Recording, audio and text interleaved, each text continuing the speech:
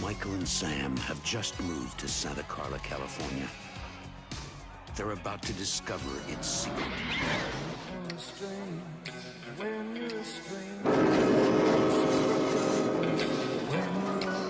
So where are you? The flying nun? I'm your brother, Sammy. Help me! Stay back! Stay back! What's happening to me, Star? Get yourself a good sharp steak.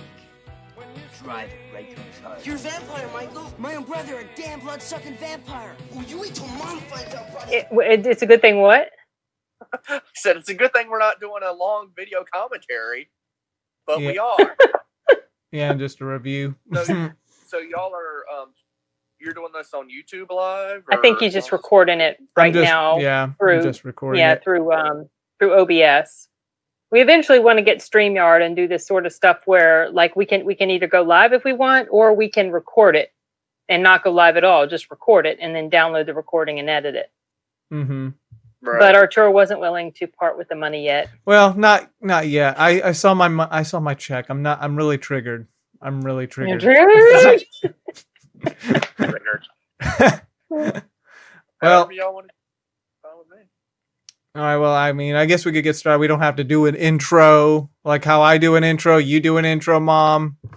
Corey does an intro. We can introduce ourselves. I mean, I'm going to take this video and put it on my channel too. Yeah. Mm-hmm. So today we're going to be reviewing The Lost Boys, a classic 1987 film, a vampire. too bad I don't have a Lost Boys shirt. Yeah, That would've been you perfect. should. Yeah. I don't have one. So, Remedy that. I mean, we could all. I mean, everybody. Well, yeah, here agrees that it's the true vampire film than Twilight. Well, that's not competition. We don't count Twilight. Well, some people do.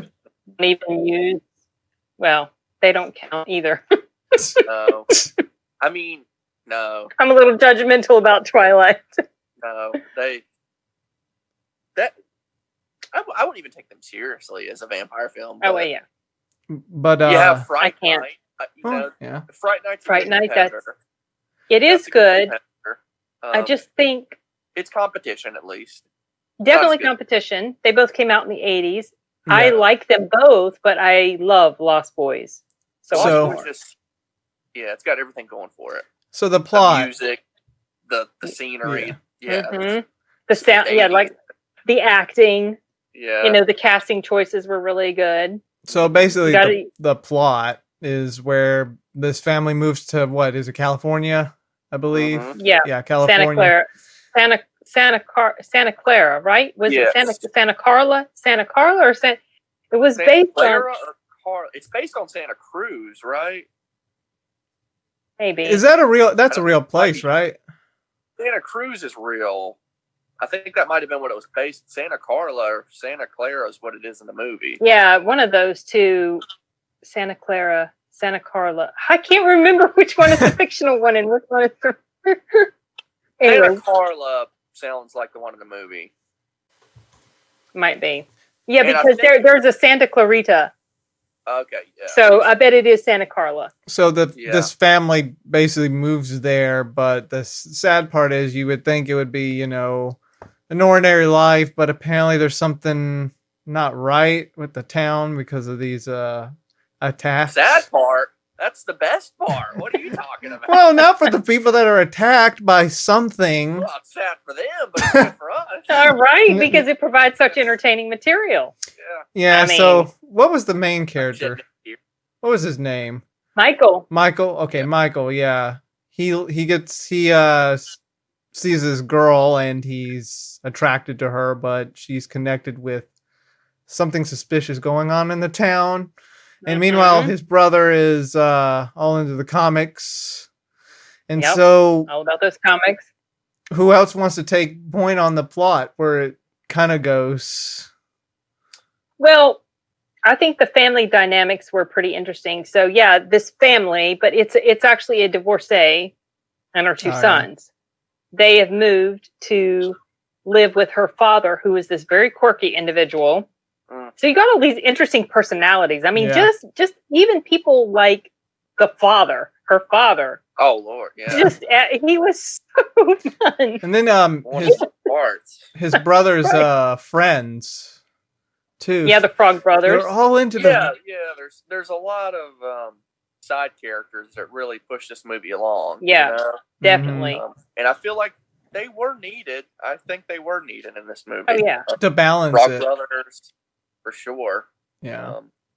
But after he meets the girl, then he gets involved with a group that is they look like the type. Unsavory. Yes. Trouble those Yeah. dang teenagers. Who's vampires again? And I guess that's where we'll stop there, because if we go further, let's just say Michael runs into them because of the girl, and something starts to happen that will turn his life upside down for practically the whole movie until the end. Mm-hmm. Literally. Yeah. You know, it's also Upside kind down. of that's true. Literally on the ceiling, Yeah, literally on upside down. Just make sure everybody got that here. Okay. But what I was also going to mention is that the film is sort of it's also symbolic for, you know, that friction between parents and teenagers, and how teenagers go through a lot of stuff and they don't want to you know, confide in their parents about it, and the parents are like, you know, well, you know, I understand, and the kids are like, no, you never understand because you're not going through what I'm going through. You know, it's sort of that type of dynamic as well. Yeah, this could almost be classified as like a coming of age movie. Too, Yeah, exactly. In a lot of ways. Yeah. The 80s Yeah. were great at putting those out. Mm-hmm. Yeah, it's more that it's a horror, it's a comedy, it's a dramedy, It's got a coming of age. It's got everything. Um, Character a little character bit of drama. romance, Yeah, some romance. Yeah. and a great saxophone player. So Exactly. I mean, come on. yeah, like That's like one of the best WWF, parts in the whole movie, right? It's probably the best part, you know. I don't even get the whole That was thing. a great. with I that. love that song though. The- I like Arturelia, that. you better get it. I mean, Because everybody. no, I didn't grow up in People- the 80s. My mom did. She would know. Well, no, it's just we're just making fun of just his appearance in there because it's just yeah, it's a kind of iconic in a way. Not hugely, but yeah. it made an impact because that was the scene where they're all on the beach partying. It's a concert. That's when he first sees Star, and it's playing this great music in the background. And he's all oiled up and muscled, and he's playing his saxophone. It's a time capsule almost. I mean, it really is of the Yeah. 80s. If you're into the 80s, then And obviously, we you just mentioned love it. that the soundtrack in there's real. I mean, it's got the 80s feel. But I mean, what else is there to say? Oh, so good, the music. so good. I mean, just the Cry Little Sister. Oh yeah, the main I still theme. believe. Yeah. Plus, this, like the main Right. thing. That's right. Yeah, they were the ones that did. Did they do the People Are Strange redo? No, they did Good Time, you know. Oh, I have a good. Oh yeah. Okay. The Yeah. other one, if you hear it, you probably recognize it, but it's in the comic book store. Laying Down the Law is the name of it. Okay. They did Okay. that too. But I think Also- the People Are Strange were like Echo and the Bunnymen. I think Okay. that's that. All right. I knew it was a Doors song, but it wasn't the Yeah. Doors that did it. Like the Doors. I also like the song that they played. I can't remember what scene it was. I don't Lost in remember. the Shadows or Oh yeah. I love that song. The song I actually really like is I like them all. I like most of them. I'm not super crazy about People Are Strange. It's all right. yeah. But it's a good intro to the movie. good. But another song I like, which is not one you hear about very often, but it's the one called Beauty. Beauty Has Her Way. Yeah, that is who sing. I actually really like that song. That was good. Beauty Has her way. And the Lost in the Shadows is can't remember his name, Lou something, but it's the lead singer from Foreigner. If I were they albums? knew that name, I would know. Were they albums or were they made for the film? They were. Well, I think they were made for the film. Yeah. Oh. Yeah. Yeah, because I'm that pretty was the sure. lead singer of Foreigner that did Lost in the Shadows. I can't remember his name though. Lou something, I think, but he was their lead singer. I'll look it up. Yeah, But Lou, I so could be totally wrong. I guess so. Now we could get to like the film, how it looks, the editing. I mean, it looks nice for an '80s film. I didn't really notice any editing problems. I know they didn't like they didn't really shoot the Lou people. Graham. Yeah, Lou Lou Graham. Graham. Yeah, that's his name. They Sorry, didn't, Arturo. they didn't ahead. shoot like the specific scenes of the vampires flying around. They kind of let it be your imagination, but just by their viewpoint, which Yeah, pretty interesting. yeah, yeah. Well, it was also part of that was to save money as well, because it's Yeah. not like they had a ton of money to film, them flying and stuff like that. But I also think it was good because leaving it to your imagination made it seem so much scarier. If they actually showed it, I don't think it would have been as scary. And another thing that he would do, I remember I listened to the director's commentary on this on my DVD that I have, and he was saying interesting little things about that I never even noticed until he pointed it out, and now that's all I notice. Mm-hmm. There was the scene where I think it might be. So when the camera goes into the cave. Oh yeah, and then it comes back out. And then it comes back out. Actually, it's either the going in part or the coming back out part that was actually, it was not filmed twice. It was just reversed. Yeah. And if you pay attention to the wave, and that was because he was running short on time and money, and they just didn't. And so he was like, "Oh, we'll just reverse." Now that's all I see is those waves going in reverse.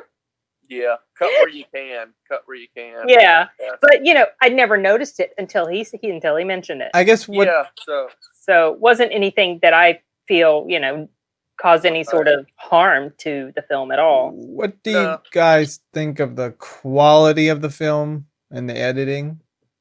Because I didn't notice anything really wrong with it, and it looked nice. I think the editing was good. I never really felt like there was an area or a time in the story when it felt choppy. Like how sometimes something will happen and then all of a sudden there'll be another scene and you're like, wait, what? It just felt like the transition was just too abrupt. I never really felt like that with this film. No. So. I think it was balanced with the editing and quality. Yeah, I mean, yeah, I mean, the whole relationship too with the potential stepfather coming into the scene and the issues that caused. There was just a lot of some commentary on everyday life type of problems, which is what makes it so relatable. Yeah, it's a very grounded vampire film. It's not like a Dracula or nothing like that. Right. It's relatable. Oh, what if there's a vampire down the street living for me? And that's kind of what Fright Night did too. It was that. A realistic, to it, even though we know it's not. But it's very it feels organic. Yeah, exactly. So, not like a Twilight, but that's not even in the same realm. No, it's just not even. Right. Yeah. Yeah. And I guess, the acting was also really good. I think the actors did a good job in the film. I didn't really have issues with anything like that. Yeah, all pretty good from what I remember. Characters, interactions were good. And okay, so who is your favorite character in the film? That's tough. That is very tough. That is hard, because actually. They balance really well, all of them. The bad, I wanted the good. to say, so like back when I was a teenager and totally obsessed with Kiefer Sutherland, it was absolutely David. He was my favorite because he was such a striking figure, right? That was the first time I ever saw him. I didn't know at the time that he was Donald Sutherland's son. Yeah. Until I got the book. And on the book is the picture of their, their faces, the pose for the poster or whatever. And I'm looking at him, I'm like, man, he really looks like Donald Sutherland. Man. And then I actually paid attention to the name. Yeah. Like the cast list is a Keeper. Oh, well, holy cow, it is. Yeah, this is back before we had instant access to internet, right? And you couldn't find. I only knew because I saw his name right there under the picture. Right. But he was such a striking figure, that platinum blonde hair, that black suit. I love the black, just the mysterious tough guy. And He just looked cool too. He does. Yeah. He looks very cool. He also has a sense of vulnerability to him at certain points. Not completely, but I mean, not all the way through, but sometimes you see a little bit of that hidden away. But he's definitely, the leader of the gang, and he's kind of scary. He's mysterious. He's a little funny. Yeah. And he's bad. My favorite is, and they're all so different but likable at the same time. I mean, the Frog Brothers, the Frog Brothers are so funny. The dad, David, Corey Haim. I mean, they're all. The interaction between the two brothers too. Was really good. Yeah. I can say that I have characters that aren't like, they're okay. Like, I was never really crazy about Star. Oh yeah, I like her better a little bit, but like back then I didn't like her at all. I didn't like the way she acted. She seemed so ditzy. When he goes and he asks her what's her name, and she's like, Star, and I'm like, what? Maybe that was the way she was supposed to be, but it didn't seem like she acted that way throughout the entirety of the film. She didn't really I don't know. I mean, I don't know. Like, her character, I don't know if she really. Romance. But she was the hook. She was the whole reason but this thing got started. She didn't do anything like. Exactly. I mean, the only impactful thing with her character is that, Michael noticed her, which got him connected to this group of vampires. But on the other hand, she didn't really do anything impactful except protect a kid, this laddie. Yeah. No, but like you were saying, I mean, she's the hook to the whole. Yeah. The hook, line, and sinker right there. Mm-hmm. Without her, the story would not have happened. Now, is she the most interesting figure in the movie? Not by any means, no. But her, the plot is carried through her. So, in that sense, she was important. Yeah, like everybody else. Yeah, now that I think about it, everybody else had more of an interesting arc and what they were doing on their day-to-day life. She was kind of just there to stir up everything, get the ball. She could have been replaced by somebody else. Yeah. Kiefer Sutherland, I don't know. He was meant to play that role. Corey Haim meant to play that role. Yeah. I mean, she was okay. I don't have a problem with him, but it's not like she. You probably could have got somebody else. Yeah, like I could see another person filling her shoes just fine. But I don't know. I can't think, but. Corey Feldman, he was great. I loved him. Like you can't imagine any other person playing his character. In other words, so that's how. Like, and you can't imagine anybody else playing David's character. Keeper, and also Sam and Michael, the brother. Yeah. So now the other three vampires that were part of the gang, I could. They're not necessarily, kind of the same with Star. I could see other people playing their part. They're there as the bad guys. Yeah. I mean, they look the part. Yeah. Oh, yeah. So, punk kids, vampires. Yeah. I guess as for our enjoyment, I mean, I liked it. I really liked it. I mean, what else is there to say? It's a classic from the 80s. What were you saying, Corey? I'm saying, I mean, that's not even a question. Right. Look, I can see... Like, if you're not into the 80s, then this movie might really just, like, you might just not get it. You might be like, oh, this is good, but it's nothing to, keep going back to. But I think if you like the 80s, that really helps. Because it's a very time capsule, MTV, like, punky 80s type movie. Also, the whole thing. While being a good movie. Right, but it's also got that formula of the kids in peril and the kids going on this adventure to fix a problem. Yeah. So, That's what I'm saying. Like a good movie at the same time. I mean, it's got all the qualities. But if you like the 80s, I think you just appreciate it more. Oh yeah, yeah. It's definitely 80s. It's very 80s. But it's more of a chill time. It gives you the nostalgia. Definitely. Oh, yeah. For sure. Lately, I've been just in like this 80s mood of these films and other pop culture stuff. some animes too. It's just there's some animes from the 80s I want to look into just because of that period.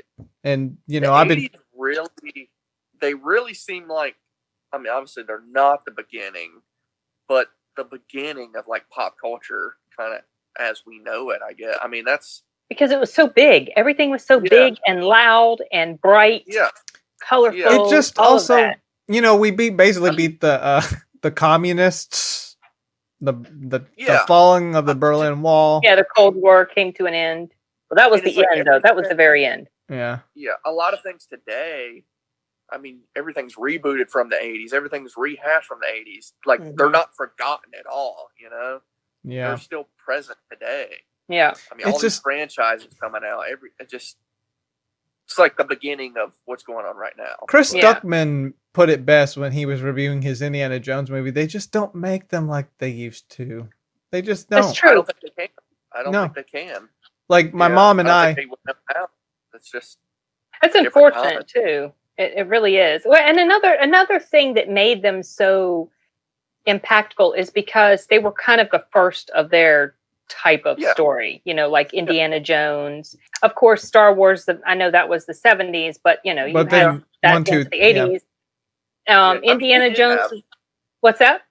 I was just saying, you did have stuff in the 70s. It's not like it was a wasteland. Right. I don't know, like the 70s to me always felt kind of dark and grimy just because I guess what our country was kind of going through. Grimy. Yeah, I don't know. I just don't have that nostalgia feeling as much from that. Definitely, in the 80s. I prefer the feel of the 80s. And colorful, and it's just not the same decade. See, my color, like my color view of the 80s is all yellow because the 8 reminds me of yellow, and the 70s is kind of like a greenish, kind of dark color. Yeah, it's literally like a pea green on the kitchen wall. And then the 90s. That's right. Or a diarrhea yellow, mustard yellow or something. The 90s is like a red, kind of like a reddish color to me. Like, not bad. I mean, there was a lot of good things from the 90s. But Terminator 2. Huh? There you go. Terminator 2. Oh, yeah, that. I'm from the 90s, so. That's right. You are. You both are from the 90s. Yeah, I mean, I like 90s stuff. I mean, but I could appreciate a lot of the 80s stuff because that was also the boost of everything, kind of like, games and movies and even anime. Like, as far as movies go, between the 70s and 80s, it just seems like the blockbusters and like the big companies were really putting out good movies. Mm-hmm. Seems like the 70s, I think you had maybe a lot of like independent, like low budget, more grimy movie. I mean, you had Jaws, you did have big, but it seems like the 80s, like these companies were really putting out blockbuster movies that were good, and setting off franchise. Right, that's right. It seems like the 60s and 70s, things were going, I guess, more experimental in film. Like you had some weird films at the end of the 60s and, just stuff like that. And seems like the 80s, you got more of the big companies putting out big blockbusters, summer blockbusters. Yeah. E.T., Indiana Jones, Terminator. Right. Yeah, that's right. They were good, Yeah. Yeah. And they were like original too. That's the thing. Most exactly. Of them it's hard. It really is hard to make stuff like that, It's hard to make an original these days. Everything is technically nothing's really original. Yeah. It a lot of almost any story, movie, whatever, book, any type of story, they always draw on the same types of themes, they mix and match, but original in the sense of, I guess what you're meaning is like how they put it together. Yeah. Right. I mean, if you look at now, not that the movies are bad, they're not. No. Marvel, they're technically not original. I mean, they're based on comic books. Mm-hmm. Star Wars, I mean, there's a lot of reboots, rehashes. There seems to be a lot of good, like, I guess, independent stuff coming out. There's good stuff coming out that is original, but the Marvel, like, the big blockbusters don't seem to be original anymore. They play like it they safe. were in the 80s. I think they play it safe. Yeah. Because they know that even if it sucks, it's going to bring in big crowds. Yeah. Yes. Star Wars. Yep. Captain Marvel. Yep. You know. And I like the Marvel movies. I do. Yeah, I enjoy them as well. I For guess the they most are part, original. not all of them. Right. I mean, I don't want to say they're completely not original because all they're coming from, the characters are basically there. Mm-hmm. And I mean, the storyline is there, but to bring it from a comic book to a movie, that's a big leap. You know, yeah. I don't want to say it's not original, but I think we get where I'm going here. Yeah. You know? I get it. Yeah. Well, I guess to wrap up The Lost Boys, The Lost Boys is something that I think people would really enjoy if you're into the 80s, you know, that time period. It's an easy watch. It's a fun watch. Yeah, you could sit down, grab some popcorn, hang out with everybody, and just have a good time. So laugh at the funny dialogue. Yeah, my brother, a goddamn sucking vampire. Oh, you wait till Mom finds out, buddy. Mom, he's trying to get me. That seems so funny. The best line. Yeah, one of the most memorable. Well, I remember that when I saw that line, it was almost like I don't want to say I was scared watching the film because it never scared me, but that line was almost like a tension breaker, you know? And it just kind of brought you back to the humor of the whole movie. Yeah. Because before that, I mean, Michael was about ready to go serious mode and was thinking about killing his brother. Yeah. You know, he was wanting to feast on his blood, and the dog attacked him, and then there's this monumental, they discover what's going on with Michael, and then there comes that line. Oh my gosh, they're just a bunch of brothers. They're just brothers. Oh, you wait until Mom finds out, buddy. Like, I'm going to tell Mom about you being a vampire. Like that was going to be really, boy, when Mom finds out, that is it. Mom, wait till she finds out. What's Mom going to do? To really bring the humor back into it. Exactly, yeah. Yeah, and not to mention, as of this recording, the director passed away this year. So yeah, several weeks ago. This was couple months ago, I think. Yeah, months. I don't remember the exact month, but I know that I had Lost Boys as my profile picture on Facebook for quite some time. Yeah, I mean, he was a good director. I think this is one of his best. I mean, he's made different ones, but obviously, he's made some flops, but he's made some other really good films too. Sorry, go ahead. I've not seen. I heard it's really good with Michael Douglas, I think. What is, Falling Down? Oh, Falling Down. That's right. He did that movie. Okay. I've not seen you haven't seen that. No, I think you would like it. That takes place in the 90s. And it's basically this guy, he's just having a bad day and he snaps. Yeah. That is basically. Oh. I saw it once. I think the Russell Crowe movie is kind of reminiscent of the latest Russell Crowe movie called Unhinged. It's probably a little reminiscent of that, except it's not told from his perspective, I don't think. Because like in Falling Down, it's kind of told from his perspective. I mean, there are other characters that you see them in scenes by themselves, but it's kind of like everything that's going wrong with him and you see it. But from what I gather in the Unhinged trailer, it looks like it's told from the perspective of the girl who's the target of Russell Crowe's anger. Yeah, I need to watch Falling Down. I've heard that one's good. But, I think you would like it. Yeah. I think you would Batman Forever. I kind of like Batman Forever. I don't want to. As a kid, that's the one with Val Kilmer, right? Yeah, that one's not terrible. Yeah, that's Val Kilmer. Wait. I thought Joel Schumacher did the Batman and Robin one. He did both, I think. Oh, we did both. Oh, okay. I think Batman Forever was better than. That was the better of the two, obviously. Yeah, but I mean. The best part about that is just the puns from Schwarzenegger. Oh gosh, yeah. I bought that as part of my collection just because, but I haven't been able to watch it beyond the very first time I ever saw it. Yeah, we need What's that? We need to do a commentary on that. We do. We actually do need to do. I think we do need to do like a let's watch at some point. Yeah, let's watch it. Oh, that would be funny. Oh. Speaking of Arnold Schwarzenegger, I did a reaction to a deep fake video where they took him and they made him Dirty Harry. And it was basically the Dirty Harry trailer, but it was Arnold Schwarzenegger. And some scenes were really well done. Like especially when he wasn't talking too much, it was just him. It was just it was so funny. But sometimes when he started to talk, you could see like this area was, you could tell work had been done. Right. But sometimes it was excellent. Dirty Schwarzenegger.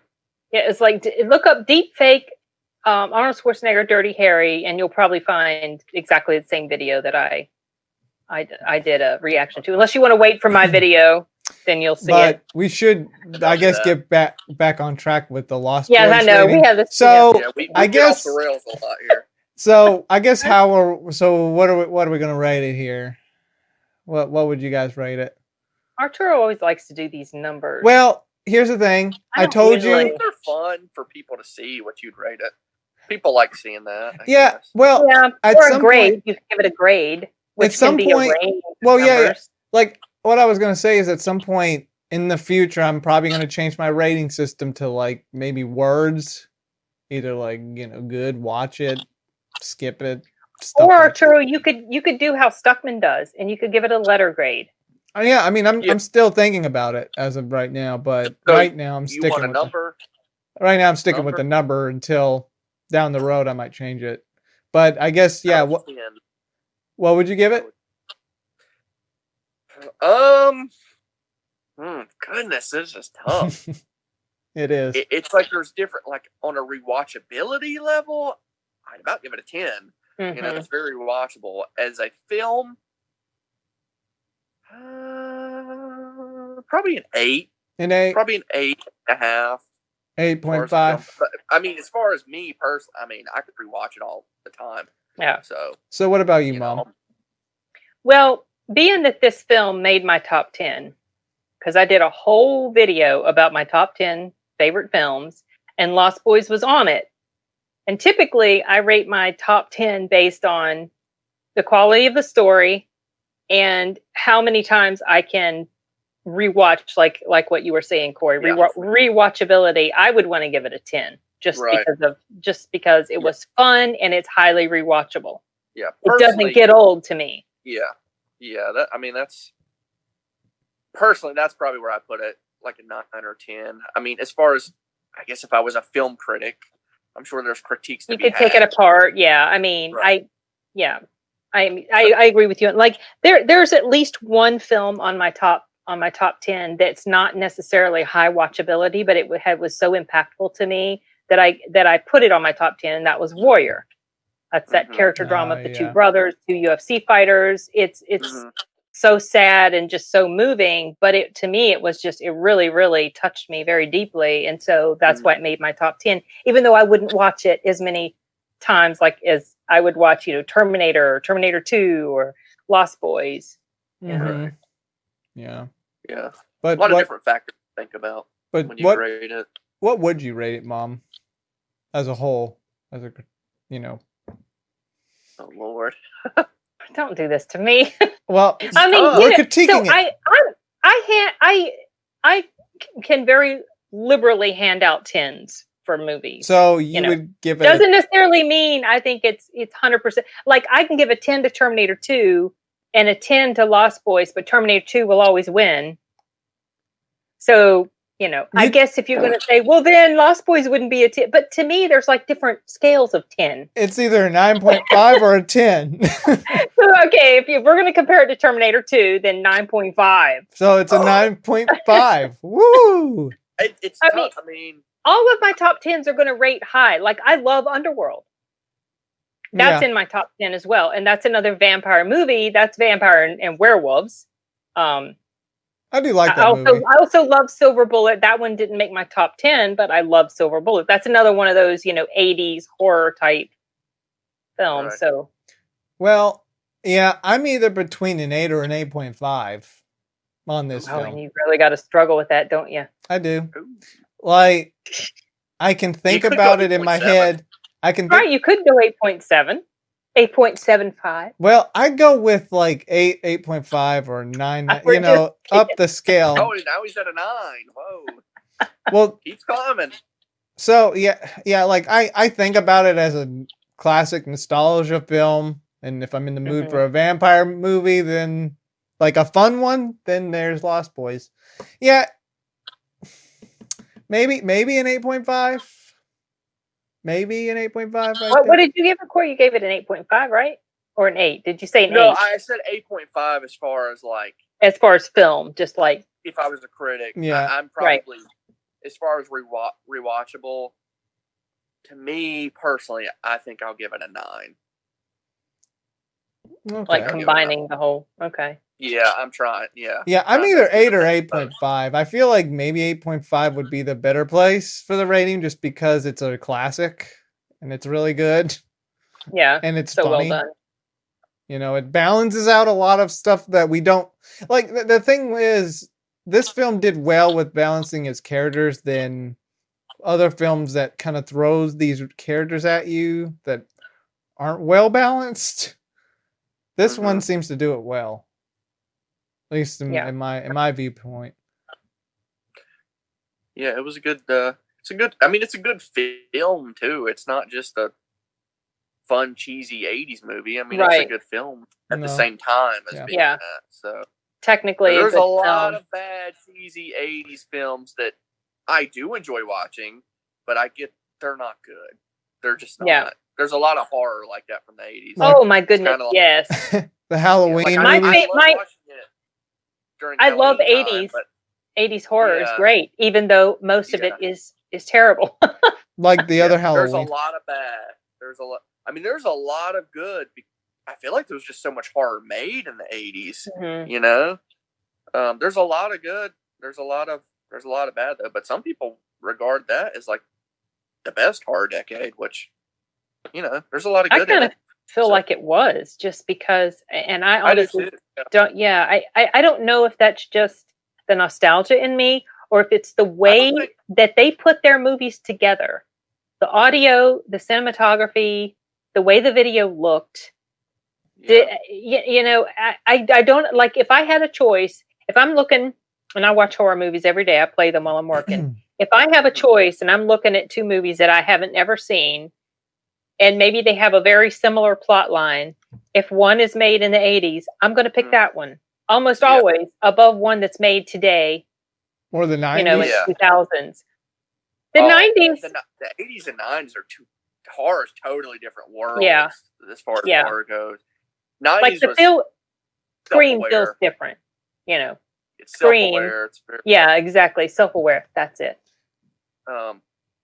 like the 80s. I mean, I I don't would think say 80s is the best decade for horror. Of course, there's plenty of disagreement there, and that's fine. But there is a lot of bad 80s horror. But you've got Nightmare on Elm Street. You have Child's Play. You have The Lost Friday the Boys, Fright 13th, Night, Lost Boys, Friday, The Fright Night. Shining. Yeah. Goes on and on and on. Silver there's so- Bullet, Silver Bullet, Monster Squad. can all I that. can I add come and see to that? No, you cannot add to this. No.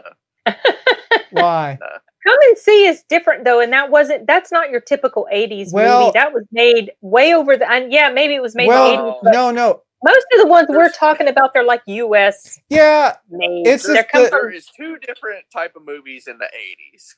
this There are 80s movies, and there are movies that were made in the 80s. right. There you go. They're I like The mean, Shining. yeah. It's made in the 80s. It's not really an 80s movie, Yeah. but I it's mean- in the 80s. So do what?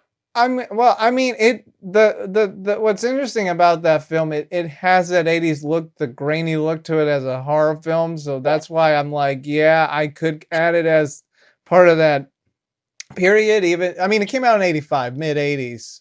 So, he took influences from like our horror films, but he took it and did it differently, and it was unique. It's not made here, but the way he did it was, I thought it was decent. It just, the atmosphere in that film felt kind of like you were unsure about the surroundings. Unsettled. yeah, probably. unsettling. Maybe unsettled is a good, Even technically people say it's not a horror film, but people also consider it as a horror film at the same time because the music and the atmosphere just felt like it.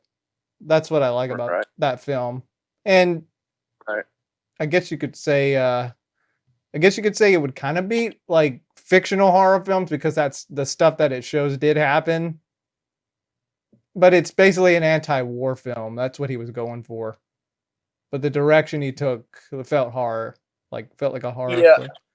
I mean, whenever I think of 80s horror, Yeah. I mean, I think, I guess, a more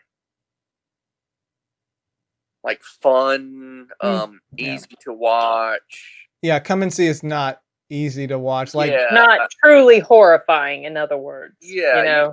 there is. I don't think there's any 80s horror that I'm actually scared of. Right. Honestly. But I mean, I guess The Shining, like I was saying, it's more psychological. It's not really like an 80s type Yeah, it coming doesn't of have that. age or a slasher. Or, you know, it's psychological. good. I like it, but Well, I guess what would we recommend for vampire stories? Oh. I mean, Fright Night. Yeah, Yeah, Fright Night. obviously. I'm trying to think if there. Well, no, I was going to say The Howling, but that's werewolf. I've never seen Near Dark. I've not seen that. Oh yeah, that's right. Near Dark. Okay, so was that a John Carpenter film? I think it was. It might have been. He also did Vampires with James that was Woods. 90s. I like that. That was good. pretty decent. Yeah, I liked it too. I rewatched it again for the first time in a while, and I enjoyed it. Did you? After I yeah. talking, So recommending that film. You need to see Near Dark. Near Dark feels more serious. Definitely more serious. It's not really a lot of humor, if any, at all to it. When I watched it, you do not have the same feeling as when you watch The Lost Boys. It's more serious, it's more disturbing. It feels more organic and real as far as grounded in reality type stuff we were talking about, except more so than like something like Lost Boys. Yeah. And it's good.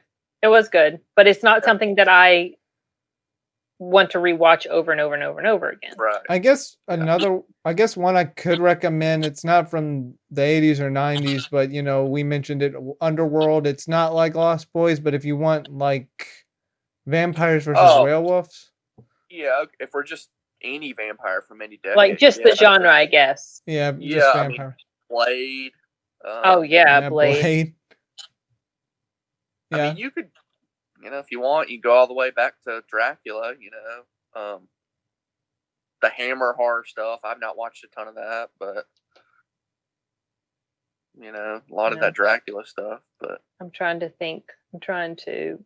Well, you've got Bram Stoker's Dracula. Yeah, Bram Stoker. Oh, yeah, that. Mm-hmm. I know there's more. I just can't. I know. There's a whole bunch of vampire movies, but not all of them are on the same level as like something like Lost Boys. Yeah. Or Underworld or Blade. Like there's like only a handful that have kind of risen to like really make an impact, but there's tons of them out there for sure. Yeah. This is just what we recommend. Kronos. That's I've heard of it. But that's a vampire movie. I think Guillermo del Toro did that. It's in English and Spanish. Ron Perlman plays in there. And it's also an organic feeling type of vampire movie. It's not your typical, like I guess where there's fangs and he has to sleep in the day or whatever. It's kind of like it's interesting. It's well done. The acting is good. It's about this grandfather, and he somehow there's some sort of artifact or something that he has in his shop, and it like punctures him or whatever. And because of that, that's what starts his transition. It's this gradual process, and he starts to decay. You can see he's kind of decaying and getting in worse and worse shape. And I cannot remember what Ron Perlman has to do with it. I don't remember who he was in there, but I just remember he was there. And a lot of, basically the story kind of boils down to the love between the grandfather and his granddaughter. And it's quite touching and suspenseful and disturbing because, this, you can almost equate it to like loss, the older one's leaving you behind, kind of. I don't want to say too much to give away too much, and I've only seen it once, but I did enjoy it. You'd probably like it too, Corey. Not seen that one. Not seen that. I'm trying to think. Like, I know there's others, but I mean, I don't recommend everything, but ones that are on the top of my head. And I don't think I've seen any other vampire movie except for Underworld, Fright Night. I saw a little bit of what you were watching, Mom, that Dracula movie. What Bram Stoker's Dracula? Yeah, the 90s one. yeah, then there's a lot of those, like, who was that? Black and white. Christopher. Well, there's that. Christopher too. Lee, yeah, he did a lot of that stuff, and Peter Cushing. Peter Cushing, all those guys. Yeah, like Vincent 60s, Price. 70s, Vincent Oh, Price. Yeah.